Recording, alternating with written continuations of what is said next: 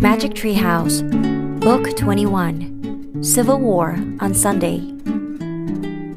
Prologue. One summer day in Frog Creek, Pennsylvania, a mysterious treehouse appeared in the woods. 8-year-old Jack and his 7-year-old sister Annie climbed into the treehouse. They found that it was filled with books. Jack and Annie soon discovered that the treehouse was magic. It could take them to the places in the books. All they had to do was point to a picture and wish to go there. Along the way, Jack and Annie discovered that the treehouse belongs to Morgan Le Fay. Morgan is a magical librarian of Camelot, the long-ago kingdom of King Arthur. She travels through time and space gathering books. In Magic Tree House books 5 through 8, Jack and Annie helped free Morgan from a spell. In books 9 through 12, they solved 4 ancient riddles and became master librarians. In Magic Tree House books 13 through 16, Jack and Annie had to save 4 ancient stories from being lost forever. In Magic Tree House books 17 through 20, Jack and Annie freed a mysterious little dog from a spell. In Magic Tree House books 21 through 24, Jack and Annie have a new challenge. They must find 4 special kinds of writings for Morgan's library to help save Camelot. They are about to set off to find the first of these. Chapter 1. A Light in the Woods. Jack looked out his window. It was a dreary Sunday afternoon. There were dark clouds in the sky. Thunder rumbled in the distance. Jack stared down the street at the Frog Creek woods. When is the Magic Tree House coming back? He wondered. Hey, guess what? Annie said. She charged into Jack's room. I saw a light flash in the woods. It was just lightning, said Jack. No, it was magic. A swirl of light, said Annie. I think the treehouse just came back. I'm sure it was just lightning, Jack said. Didn't you hear the thunder? Yeah, said Annie. But let's go check anyway. She started out of Jack's room. Then she peeked back in. Bring your backpack just in case, she said. Jack was always glad for a chance to look for the Magic Tree House. He grabbed his backpack and followed Annie down the stairs. Where are you two going? Their mom called. Out to play, said Annie. Don't go far, said their mother. And come in if it starts to rain. We will, said Jack. Don't worry. They slipped out the front door. Then they ran up the street and into the Frog Creek woods. The woods were dark under the storm clouds. A cool wind shook the leaves. Soon, Jack and Annie came to the tallest oak tree. Oh man, said Jack, you were right. The Magic Tree House stood out against the gray sky. Morgan, called Annie. There was no sign of the enchantress. Let's go up, said Jack. He grabbed the rope ladder and started up. Annie followed. They climbed into the treehouse. It was hard to see in the dim light. Look, said Annie. She pointed to a piece of paper and a book lying on the floor. Jack picked up the paper. Annie picked up the book. Listen, said Jack. He held the paper close to the window and read aloud. Dear Jack and Annie, Camelot is in trouble. To save the kingdom, please find these 4 special kinds of writing for my library. Something to follow, something to send, something to learn, something to lend. Thank you, Morgan. Camelot is in trouble, said Jack. What's that mean? I don't know, said Annie. But we better hurry and find these writings. Let's go look for the first. Something to follow. I wonder where we should look for it, said Jack. What's the title of the book you're holding? Annie held the book close to the window to read the title. Yikes, she said softly. She showed book to Jack. On the cover was a painting of a peaceful-looking field and a blue sky. The title said, The Civil War. The Civil War? Said Jack. Cool. Annie frowned. Cool, she said. War's not cool. It sort of is, Jack said uncomfortably. He knew war was bad, but some parts of it seemed fun, like a game. I guess we'll find out, said Annie. She pointed at the cover. I wish we could go there. Thunder boomed through the woods. The wind started to blow. The treehouse started to spin. It spun faster and faster. Then everything was still. Absolutely still. Chapter 2. Cruel War. Glaring sunlight filled the treehouse. It's really hot here, said Jack. Especially in these clothes, said Annie. Their clothes had magically been changed. Annie wore a long dress. Jack wore scratchy pants and a long-sleeved shirt. His backpack was now a leather knapsack. Where are we? Asked Annie. They looked out the window together. The treehouse had landed in a tree at the edge of a field, the same field on the cover of the book. It looks so peaceful, said Jack. Where's the Civil War? There, whispered Annie with a shiver. She pointed to the woods beyond the field. Jack saw a soldier riding a horse out of the woods. The horse was covered with mud. The soldier's blue uniform was torn. His arm was bloody. Another man rode into the field. His blue uniform was in rags too. His head was bandaged. Oh man, whispered Jack. Who are they? He opened the Civil War book and found a painting of some soldiers in blue. He read to Annie. 1861 through 1865. The Civil War is also called the War Between the States because it was fought between the southern and northern states of the United States. Southerners wore gray uniforms and were called Confederate soldiers. Northerners wore blue uniforms and were called Union soldiers. So they are Union soldiers, said Jack. He pulled out his notebook and wrote, Civil War, 1861 through 1865. Blue equals North equals Union. Gray equals South equals Confederate. Jack looked at his book again. He read aloud. The Civil War was a cruel and bloody war. More people died in this war than in all of America's other wars put together. 1 out of every 5 young men in the nation died or was wounded. That's so sad, said Annie. Jack wrote in his notebook, Cruel War. Wow, they keep coming, Annie said. Jack looked up. More Union soldiers were coming through the field. These didn't have horses. They all looked sad and weary. Some of them limped. Some of them helped others along.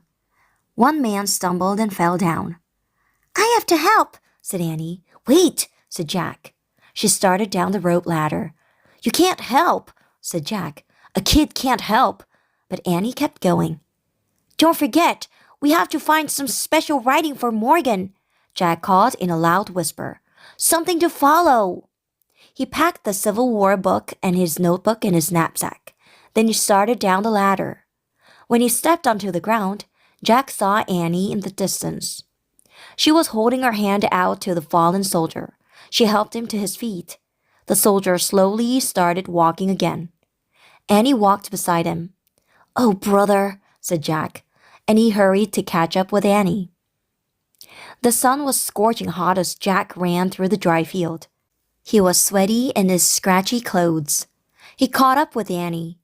Together, they walked silently with the soldiers. At the edge of the field was a steep hill. Everyone stopped and gazed at the sight below them, rows and rows of white tents. Thank goodness, said the soldier beside Jack. We're saved. Chapter 3. Field Hospital.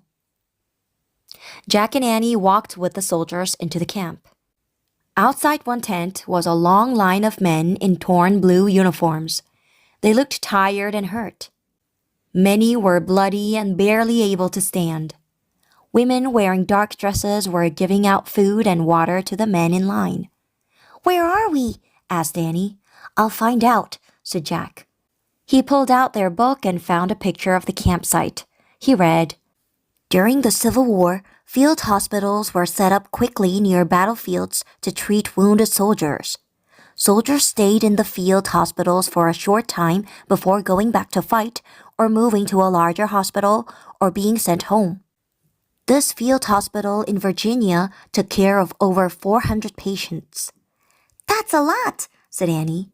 It sure is, said Jack. He pulled out his notebook and wrote, Field Hospital, set up near battlefield. Jack read aloud again from the book. More than 3,000 women helped out as nurses during the Civil War. Nursing was a new job for women in America. Before the war, only men had been nurses. Wow, said Annie. Maybe we can be nurses. Forget it, said Jack. Kids can't be nurses. Jack wanted to find the special writing for Morgan and go home. The sad scene at the field hospital was making him feel sick. I'll just ask, said Annie. She headed over to a nurse cooking over a campfire. Annie, we've got a mission, Jack called, but Annie kept going. Jack heaved a sigh. He tucked his notebook and the Civil War book under his arm and followed her. Waves of heat rose from a small cooking fire. The young nurse was heating a pot of coffee. Flies buzzed everywhere. Hello, said Annie. The nurse barely smiled at them. Her face was red and beaded with sweat. Her eyes looked terribly tired. Where are you from? She asked. Frog Creek, said Annie. We'd like to volunteer as nurses. The young woman didn't seem at all surprised. We could certainly use some help, she said, sighing. Some of us have not slept for days. Why not? Asked Jack. The wounded are coming here from a battle near Richmond, said the nurse. More and more keep coming. It never seems to end. Just tell us what to do, said Annie. While we feed the new patients, you can go to the first 2 tents, the young nurse said, and give the other soldiers their new meal. She pointed to a basket filled with bread and potatoes. Next to it was a ladle and a bucket filled with water. Anything else? Annie asked. Just try to give them comfort, the nurse said. How do we do that? Said Annie.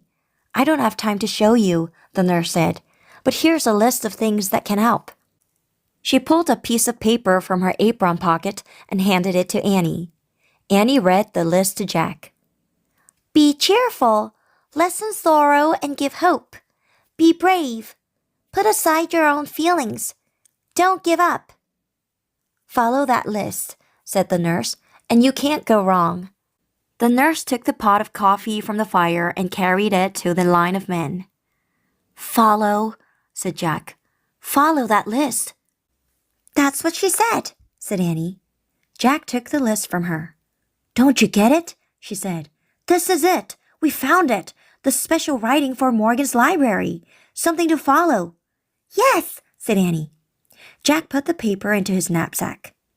It was handed right to us, he said, smiling. We can go home now. Oh no, not now, said Annie. We have to help as nurses first. But Annie, said Jack. She picked up the food basket. Then she started toward the row of white tents. Wait, we're supposed to leave, Jack said weakly. Our mission is over. The truth was that he didn't want to help. He didn't want to be around wounded and suffering soldiers. It was too sad. Bring the water bucket and the ladle, Annie shouted. Then she disappeared inside the first tent. Jack groaned. He knew he couldn't change her mind. He pulled out the list and read the first line. Be cheerful. Oh, brother, he said. Jack put the list back into his knapsack. He picked up the heavy bucket. Hurrying clumsily after Annie, he tried to smile. Chapter 4. Freedom Fighters. Jack carried the water bucket into the tent. The scene inside was like a nightmare. The tent was hot and stuffy. A dozen injured soldiers lay on small cots. Some called for food. Others begged for water or just moaned. Jack wanted to rush back outside, but Annie got right to work. She rolled up her sleeves and smiled. Hi, everybody, she said cheerfully. None of the soldiers smiled back. I have good news, she said. We've brought lunch. Annie moved down the row of cots. She handed out pieces of bread and chunks of potatoes to all the patients. You'll be feeling better soon, she said to one sick man. You'll see your family again, she told another. Jack looked around nervously. He wasn't sure what to do. Give them water, Jack, Annie called to him. Jack saw a tin cup beside each man's cot. He picked up the first cup. Carefully, he used the ladle to fill it with water. Keeping his eyes down, Jack handed the cup to the patient. He felt shy and uncomfortable. He didn't know what to say. Jack moved on to the next patient, then the next. He gave each wounded man a cup of water, but he never looked right at any of them or spoke a word. Soon, Jack and Annie had finished passing out food and water. "Goodbye," Annie said. She waved and left the tent. Jack quickly followed her. "Let's go home now," he begged once they were out. "We've got what we came for." "If we leave now, the patients in the next tent will go hungry and thirsty," said Annie. Jack sighed. "Okay," he said, "but after we take care of them, we're leaving for sure." He followed Annie into the next tent. Just like the last tent, it was filled with wounded soldiers. But the soldiers in this tent were all African Americans. "Hi, everybody," Annie said, smiling warmly. Again, she passed out potatoes and bread. She also talked and made jokes. Jack poured water into each of the tin cups. Again, he didn't speak to any of the soldiers. But as he handed over the last cup, a patient spoke to him. "Thank you for your kindness, son," the soldier said. Jack glanced shyly at the man on the cot. He was an elderly, silver-haired black man. "You're welcome," said Jack. He tried to think of something else to say. He remembered Annie's cheerful words. "You'll get well soon," he told the patient. "You'll be with your family again." The man shook his head. "No, I'll never be with my family again," he said quietly. "My wife and children were sold long ago." "Sold?" said Jack. "Yes, we were slaves," the man said. "You were a slave?" asked Jack. "All of us in this tent were once slaves," the man said. "We ran away from our owners in the South to fight to end slavery, to fight for freedom for our people. I ran barefoot for over 30 miles to tell the Union soldiers that the Confederates were going to attack." The man fell silent. "You're a very brave freedom fighter," said Jack. "Thank you, son." The man closed his eyes. Jack wanted to know more about slavery, but he didn't want to bother the weary patient. He pulled out the Civil War book. He found a picture of African Americans standing on a platform. The men, women, and children had chains on their hands and feet. Jack read, "In the 1800s, the United States was divided over the issue of slavery. The North wanted the country to end all slavery, but the South wanted to keep slaves because more than 4 million African American slaves worked in the huge plantation fields there. This disagreement between the North and South led to the Civil War." Jack looked down at the man's face. He looked very weary. Jack pulled the nurse's list of rules from his knapsack. "Lessen sorrow and give hope," he read. Jack put the list away. He leaned close to the man and spoke in a soft voice. "One day, your great-great-grandchildren will be doctors and lawyers," he said. The man opened his eyes. Jack went on. "They'll help run the government and schools. They'll be senators and generals and teachers and principals." The man stared hard into Jack's eyes. "Can you see the future, son?" he asked. Jack nodded. "In a way," he said. The man smiled a beautiful smile. "Thank you, son," he said. Then he closed his eyes again. "Good luck," whispered Jack. He hoped the brave man would live to enjoy freedom. "Ready to go home now, Jack?" said Annie. She had finished passing out the food. Jack nodded. As he and Annie stepped out of the tent, they heard someone shout, "She's back!" A horse-drawn wagon was barreling into the camp. "Who's back?" asked Annie. "Clara Barton," a patient said. "She runs this hospital." "Clara Barton," said Annie. "I don't believe it." "Who's Clara Barton?" asked Jack. He had heard the name before, but he couldn't remember who she was. "Who's Clara Barton?" said Annie. "Are you nuts?" She ran to meet the wagon. Chapter 5. Angel of the Battlefield. Jack still didn't remember who Clara Barton was. He pulled out the Civil War book and read, "Clara Barton was a famous Civil War nurse. When she began nursing, she used her own money for her supplies. She drove a horse-drawn ambulance right onto the battlefield to help save wounded soldiers. For this reason, she became known as the Angel of the Battlefield.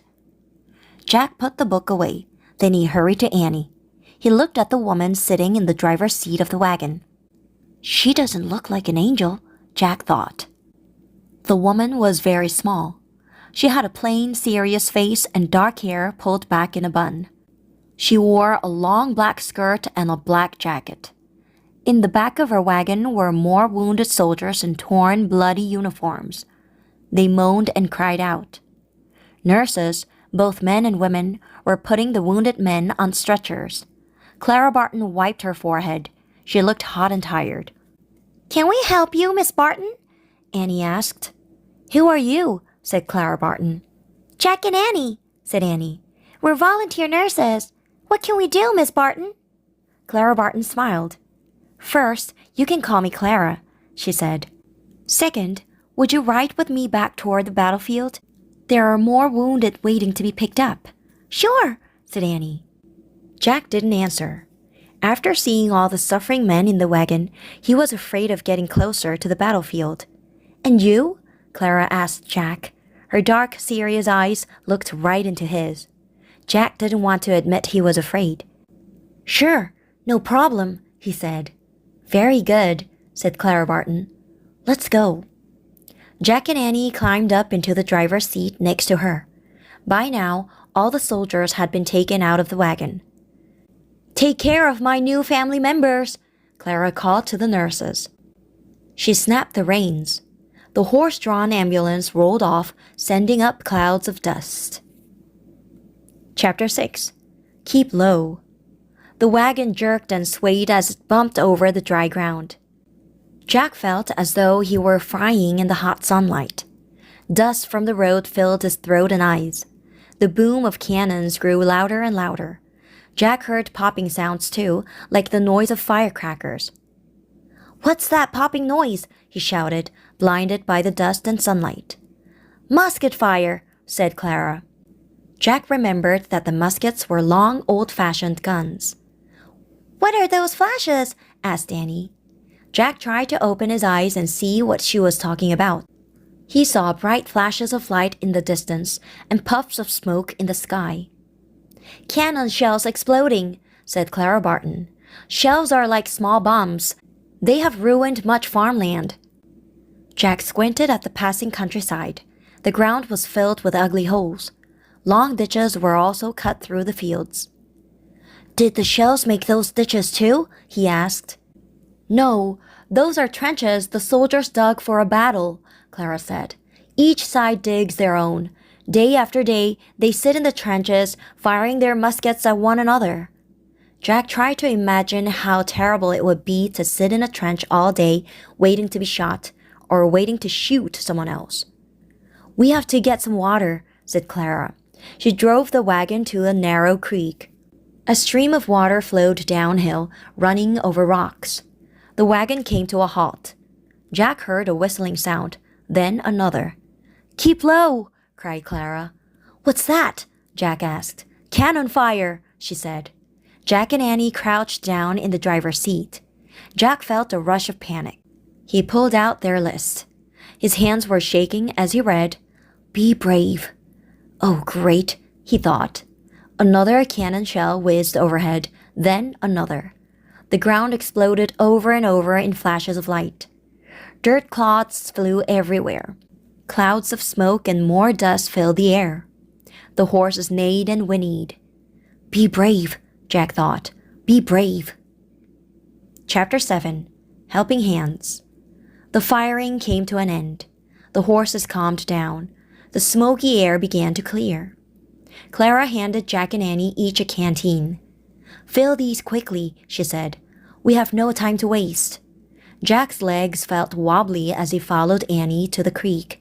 They filled their canteens, then climbed back into the wagon. "Keep alert," said Clara. "Look for the wounded as they come off the battlefield." She snapped the reins. The horses started off again.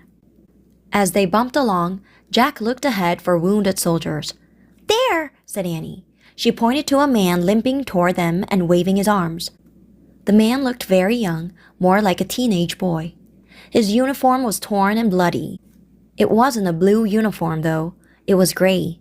Clara pulled the horses to a stop.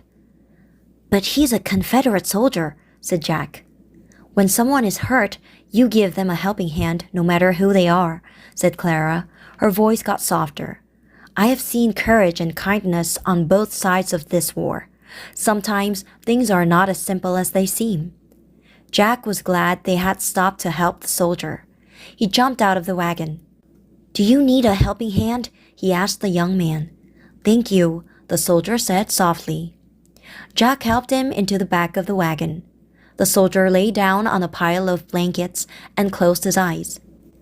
Jack climbed back onto the seat beside Clara. She snapped the reins and they rode on.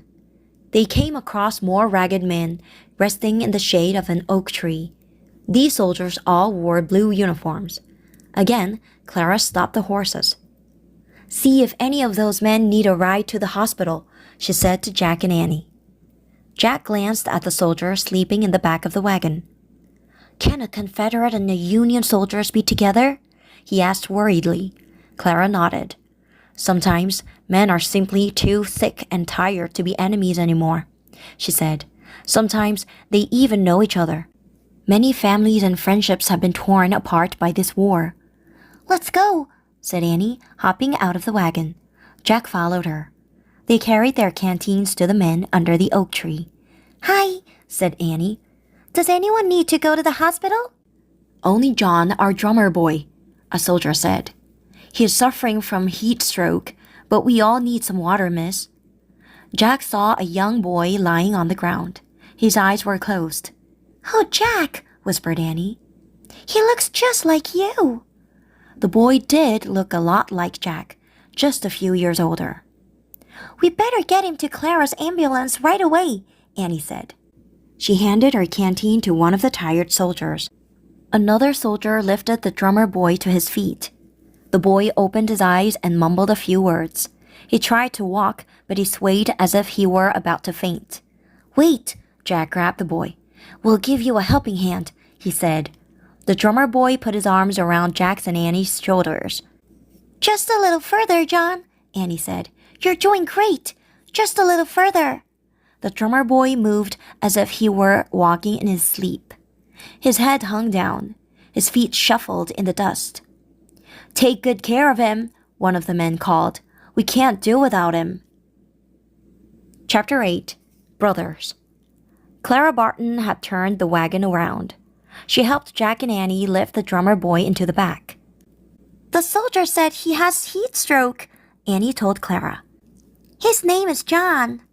The boy lay down next to the sleeping Confederate soldier. "He does have heat stroke," Clara said. "The other boy also has a high fever. We must get them to the hospital at once. Can you two stay in the back of the wagon and do as I tell you?" "Sure." "Sure," said Jack and Annie. Clara dampened 2 clean cloths with water from Jack's canteen. "Gently press these cloths against their faces to help cool them off," she said. She gave the cloths to Jack and Annie. Then she went to the front of the wagon and climbed in. The wagon started forward. Jack and Annie gently patted the soldiers' faces with the damp cloths. Jack looked at the young men lying side by side. The two seemed far more alike than different. In another time and place, they might have been friends, Jack thought. Finally, the wagon arrived at the field hospital. The Confederate soldier was put on a stretcher and carried to a tent. The 2 soldiers wearing bandages put the drummer boy on a stretcher. "Could you stay with John a while?" Clara Barton asked Jack and Annie. "Sure," said Jack.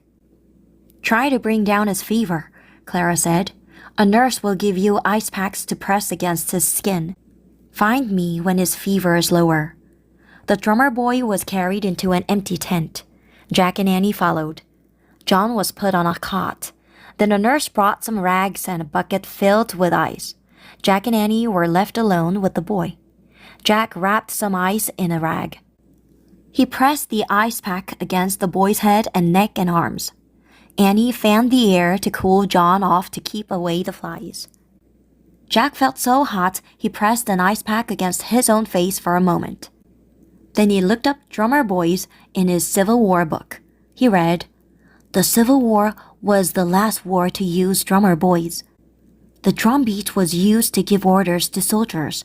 Different beats told them when to eat, how to march, and even how to fight. On smoky battlefields, the boys' drumming helped soldiers find one another and keep together." "Wow," said Jack. He closed the book, pulled out his notebook and wrote, "Drummer boy, really important job." Suddenly, John shouted. Jack looked up from his notebook. The drummer boy was still asleep, but he was waving his arms as if he were having a nightmare. Annie shook the boy's arm. "Wake up, John," she said. "You're okay. Wake up." The drummer boy opened his eyes. "You are having a bad dream," said Annie. "You're safe now. You'll see your family again soon." No, the boy said. He sounded frantic. "I have to go back to the battlefield." "No, you don't have to fight anymore," said Annie. "You can go home and be safe." "No," the boy said. "They need me. They need my drum." He sounded more and more upset. Jack thought about their list. "Put aside your own feelings," he remembered. "Okay, John," said Jack. "You can go back as soon as you feel better." "Jack," said Annie. "He'll get hurt or killed. I'm afraid for him." "Me too," Jack said softly. "But we have to put our own feelings aside. That's one of the things on our list." Annie sighed. "Okay," she said sadly. She looked at John. "If you want to fight again in the Civil War, you can. If that's what you really want." "Thank you," the boy whispered. "You know, you're the bravest kid I've ever met," Jack said. The drummer boy smiled at Jack. "You look just like my little brother," he said hoarsely. "You look just like my big brother," said Jack. "Except I don't have a big brother. I don't have any brothers." The three of them laughed.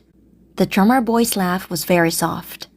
The boy laid his head back on his pillow and closed his eyes again. In a moment, he was sleeping peacefully. A smile was on his lips. Annie felt his forehead. "His fever's gone down," she said. "We should go tell Clara." Annie left the tent. Jack got up and slowly followed her. When he reached the entrance of the tent, he turned and looked back. The shadows of twilight fell across the boy's calm, sleeping face. It was strange. Jack hardly knew the drummer boy, but he felt they could be brothers. Listening to the cannon fire in the distance, Jack was afraid for the boy. Will he live to see his family again? Jack wondered. "Good luck, John," Jack said softly. With a heavy heart, Jack stepped out into the warm evening air. Chapter 9. Don't give up. "Annie," said Jack. "Over here," she called. Jack saw two figures standing in the twilight. He walked over to Annie and Clara. They all stared in the direction of the distant battlefield. Bright lights flashed against the dark blue horizon, cannon shells exploding. "Every time you see a flash, you know a shell may have taken a life or many lives," said Clara. "That's awful," said Annie. "Yes, it is," said Clara. "A whole world can vanish in that flash, all a young man's joys and sorrows, all his memories." "This is a cruel war," said Annie. "All wars are cruel," said Clara Barton. "People feel they must fight for causes they believe in, but they soon discover that war is not about glory and fame. It's about misery and terrible pain and sadness." "It makes me miss my mom and dad," said Annie. "It makes me really miss them." Annie sounded tired and homesick. Finally, she had lost her cheerfulness. "I think it's time for you, too, to go home," said Clara.